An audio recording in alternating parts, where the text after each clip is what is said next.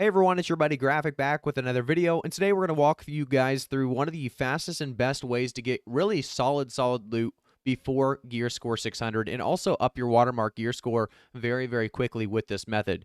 A lot of you guys probably have done things like this, whether it's in Merkgard, whether it's in Scorched Mines if you're level 60. However, this is definitely one of my favorites, and it's because you're going to constantly get purples, you're going to constantly get that high gear score. It seems like the drop tables on these two mobs that we're about to kill is absolutely insane. I've gotten, I think, 3 legendary parts in the span of 2 hours, which, by the way, if you didn't know, legendary parts are typically very hard to get.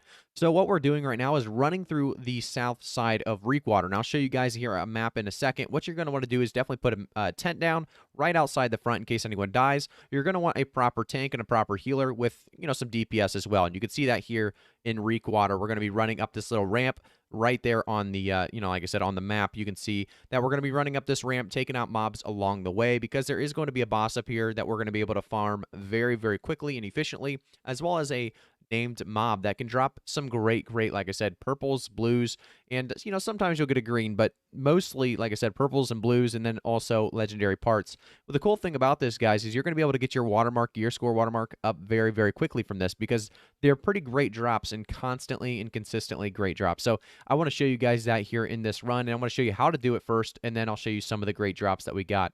So first off, you're still just running across this, Reekwater area. It's kind of the pirate zone. If you guys have ever done the pirates in Reekwater, this is just a kind of a way not to really cheese it, but to, do it very efficiently. Because in reality, we're killing everything we see, but there is a jump that you're going to need to actually accomplish to make sure you get that amazing loot from one of the named monsters. So we're going to show you here in just a second as we kill the mobs to get up to the top. By the way, once you kill these mobs, you'll never have to kill them again, really. So just remember that, unless you want to come back down later on. But typically, you can just recall from up here and you're good to go. So here we're coming up close to the gate, and you can see that gate. Behind that gate is a boss. You also can see a grenader in the top left of my screen. If you can see the grenader kind of throwing, well, let's see, there we go. The top left of my screen is a grenader.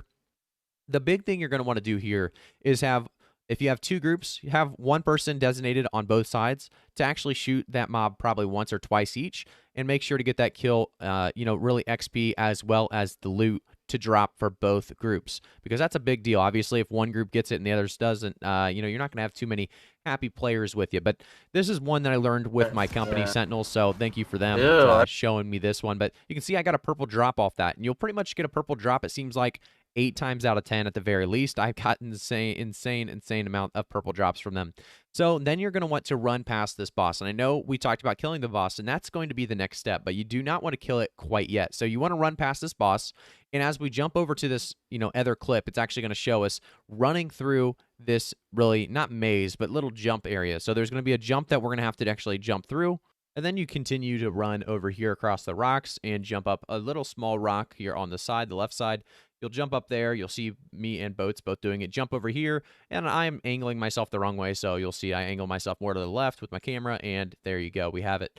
And from here, it's actually fairly easy as well. You just need to, this is probably the hardest part of it, but it's fairly easy as well. You just jump over and hold the D and W, really W and D, so you stay on the, running forward and to the right. When you do this, you can see everyone else kind of making it happen real quickly. And if your group gets good at this, you can do this very quickly. From here, you'll actually see a mistake, and I recorded this specifically so you guys could understand what not to do. So you'll see that I kind of just AFK here, right? I haven't attacked anything in a while. We killed the boss, but I'm not attacking. I'm not doing any damage. So I will not get credit for this next kill if I'm doing this. So you can see those mobs down there on the top right of my screen. Those are the mobs you should be, every once in a while, I'm talking like every 15, 30 seconds probably, giving them an auto attack, maybe throw an ability at them, just so you have damage down in the most recent couple of minutes, because if you don't, you actually won't be a part of the next drop, and you won't get any experience, and that's kind of where you'll know you messed up. So here you can see the boss just spawned, or not really a boss, but the grenader that has a great drop table.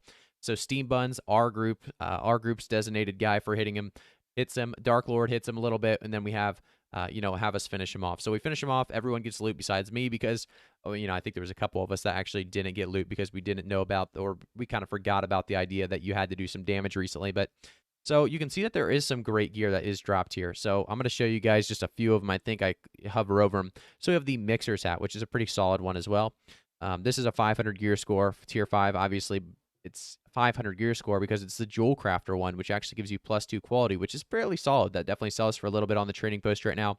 And then Renfang's posts one that's called Petrified Fire, which is a Fire Staff legendary part, which is absolutely huge. I do obviously want those legendary parts, and this was just one random run that, one of us got a legendary, one of us got purple. I think everyone else got purple, so they just probably weren't insane, so they kind of didn't link them.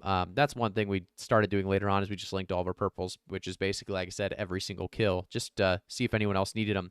So then the boss comes back, and I kind of want to show you guys this boss fight and just show you how easy it is. I think we have, what, 9 to 10 people probably, so this is very, very simple with 9 to 10 people.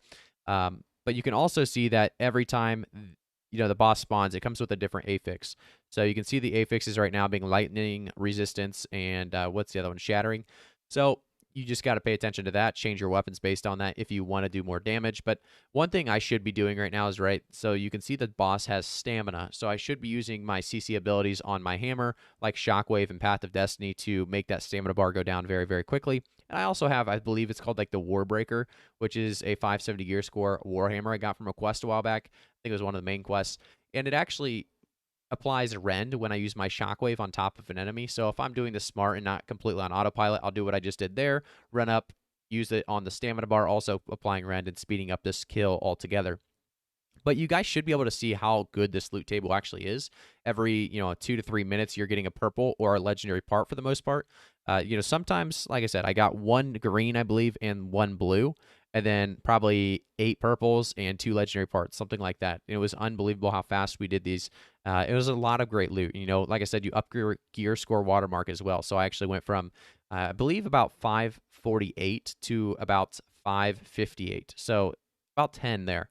You can see I got a purple, so I'm looking at my purple. It was Harbinger of Evil, which, by the way, these have some great, great passes on them. So reduces max cooldowns by 2.6%. And you can also see, a couple more. So more people got some great purples. But I just wanted to kind of show you guys the quality that you can get with the Harbinger set that is continuing to drop from this boss.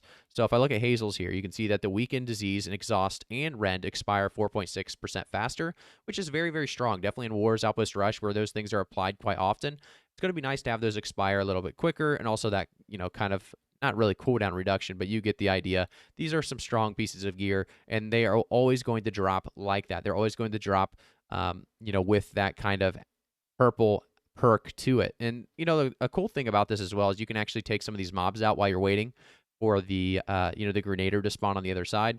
Typically we just run over there, but since these spawned kind of right in front of us, we're just killing them real quickly. And these can drop loot as well, and it doesn't hurt the weapon XP as everyone needs their weapon XP at this point. Nobody has all level 20 weapons. So you can see we get these kills. We're going to do this jump one more time to kind of show you guys. I think I kind of paused during this run, but I was kind of at this point interested to see if we should kill these guys as well, just because, it's just weapon XP. Why not, right? So we do start killing these a little bit as well. But I do end up showing you guys, like I said, I end up showing you guys the jump that we do here in a second, with the loot that we get from the next Grenader. And if you guys kind of understand the gist of it at this point, then you should be good to actually go in the open world in Reekwater, that south area, like I said, that location that is going to give you some great loot. All right, so you guys can see that we're still running through here, trying to get to that purple drop. I think I AFK'd just for a second, so I skipped that part of the video. But, you can actually jump over here on this right side of the rock. You can run over here. I was testing to see if you could jump up to that window. By the way, you cannot. So that we jump over here to this side. We jump out this window. We do the typical jump, right? And they already got the kill, I believe, over there. And that's why that gate has exploded. The boss is back. And so we're going to make this jump myself. If I walk down there we go. We walk down there. We jump back up. Jump up here, and it is a purple. You can see the purple. So, you can see that the spawn rate of purples here is just unbelievable, and they're always fairly high gear score for me. So 550 is what you'll see on that one. And it's got the same perks, like I said, the Weaken, Disease, Exhaust, Rend, expire 4.6% faster, and reduces max cooldowns by 2.6%, which is a fairly decent item, fairly good perks for, high gear score gear that I will probably be using for quite some time. So I do end up leaking it to just kind of show that I'm at 550 and just showing off the purples a little bit. I'll probably show you guys the rest of this kill. I don't know how clean this kill is or how dirty it is, but thank you guys so much for tuning in. I'm not going to show all the kills. We did this for probably 2+ hours, 3+ hours, so there's a lot of great legendary parts that drop for people, a lot of great purples. So if you want to check out this way of doing some gear score runs, getting some great gear along the way, make sure to definitely do it. I think it's going to be one of the best ways to actually get the great gear score consistently once those elite chests are, on cooldown for that 23-hour period that we all know about. So thank you guys again for tuning in. Make sure to like the video, subscribe to the channel, turn notifications on. I'll see you guys all in the next one.